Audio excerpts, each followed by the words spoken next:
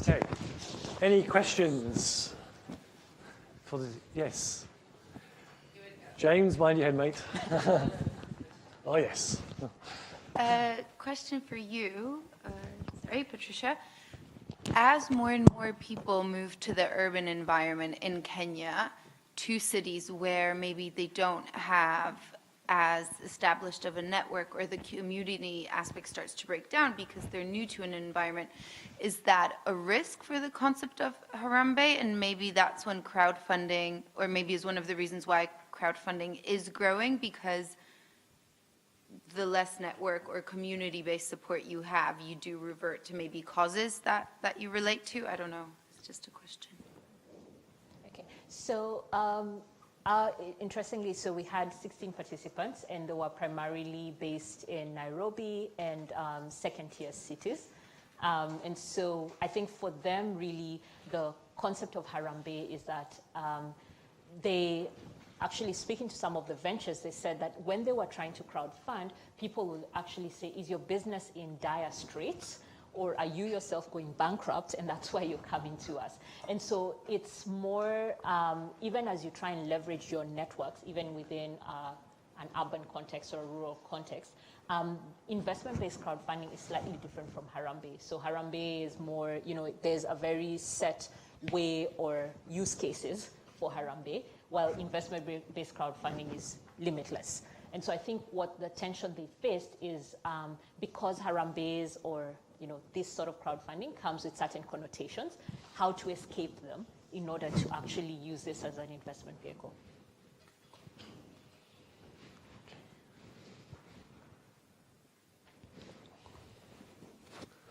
Oh, yeah. It's the old rugby skills. Do a question for Tanner. You mentioned the need for building capacity to accelerate and to make the adoption of new technology more successful. In the case of Simprints, did they tell you any anecdotes or specific examples of where there have been misconceptions or there was a specific need for training? I just wondered if you could tell us a bit more about that. Yeah, so when Simprints, in terms of capacity building, one of the things that they realized that when the hardware and software product was being used in these conditions and in these rural areas, that the frontline workers, they thought it would actually be a technical problem, like the product just wouldn't work, or there would be some sort of glitch, but what they actually realized was a lot of the frontline workers weren't able to articulate. So when something went wrong, they're not technical folk, nor am I. If something went wrong, I could have no idea how to fix it. But they were actually struggling to clearly articulate what the problem was back to headquarters, Simprints headquarters here in Cambridge. And because of that, some of the first projects were actually, the product was pretty much ineffective and it wasn't ineffective because the problem couldn't be resolved. It was the tech folk that were sitting here in Cambridge couldn't clearly identify what the problem was because the tech workers or the frontline workers couldn't clearly communicate back what the problems were. So that's why they actually started using in-person training sessions where they would spend a week in country with the frontline workers saying, this is how you use the product when X, Y, and Z happens, this is how you articulate it back to us, and then we can do like a bug fix or something in the software. And because of that, the frontline workers were able to, better understand and use the technology, and so they could communicate that to their beneficiaries, which conveyed a sense of trust that they knew what they were doing with the technology.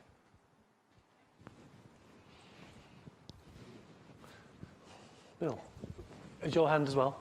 Bill, and then. Yeah.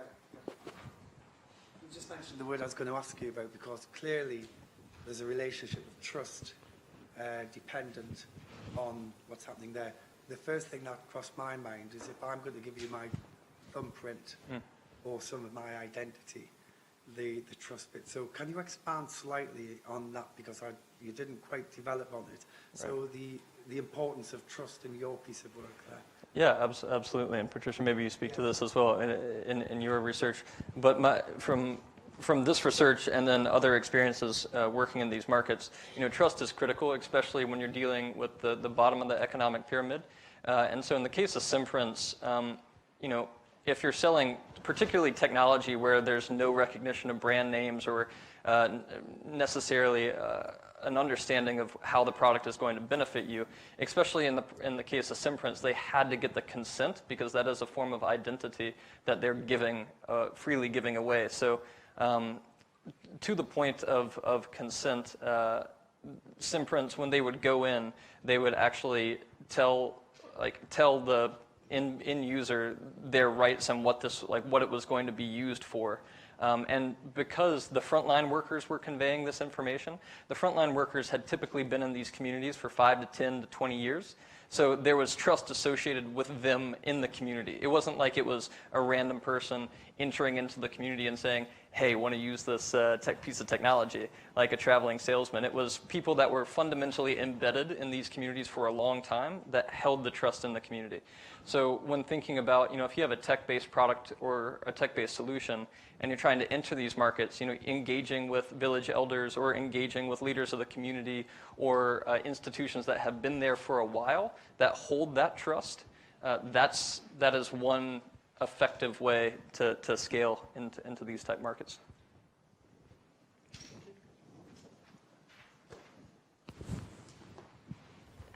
So my question was, and I may have missed it, which is, who was almost the end user of this almost codifying? So, for example, in the UK, I had to sign up to the NHS app with my passport, sort of thing. So I kind of get how it's used in the UK or Western context.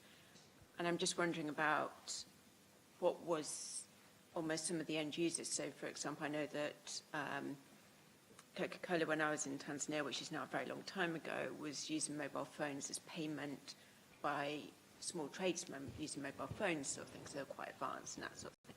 Right. And I kind of was wondering about almost, has there been anything about how it's been used to demonstrate the identity of people buying products within the private enterprises, etc.? Yeah, to my knowledge, not with private enterprises, but effectively, they would take a they would take a fingerprint, and that would register to a database, and that would send back a unique identification code. And so that was used by the frontline workers to help assess, some of the aid that was being distributed. So if you're giving vaccinations in a community, you typically want to keep track who you've been giving vaccinations to over a period of time. So it was a private internal database that some of these frontline organizations were using to ensure their aid was being dispersed effectively. And in some cases, the fingerprint was used for the end beneficiary to open such things as bank accounts. But I didn't really dive into that deeply. So, What's your question? Sorry, going on for Tanner, it just came, and sorry if you addressed this, but for the data collection, so who was, we know kind of in the NGO space, especially kind of different, when you're looking at organizations in the Global South, collecting of data and managing that data and interpreting that data is a lot, not just for impact measurement. How did the people on the ground, how were those kind of databases maintained, set up, evaluated? Was that done back here in Cambridge, or was that done kind of in country? Yeah. So, to my knowledge, I didn't dive deep on this subject with them in my interviews. But from my understanding, they had a decentralized approach to data privacy. So, when they would give the technology to a frontline organization, the frontline organization, when they would collect those fingerprints, that would be held in a database that the NGO owned. So the data didn't actually flow back to Simprints. So it's not like they're sitting on a massive trove of people's identities all around the world. They're these siloed databases which are monitored in virtue of their software. Simprint software is like the underlying tech for that. But the data warehouses that stored the identity were in the NGOs. So it was under the responsibility of the NGO to manage that data in confidence. I mean, for Simprints, it's been a long journey, hasn't it? Yeah. I mean, it's a complex story, but it seems like a simple story, but it's been a lot of iteration. Yeah. I particularly like the callus thing. My tech doesn't work because people got calluses. Any more? Okay. Good. Thank you. Thank you very much.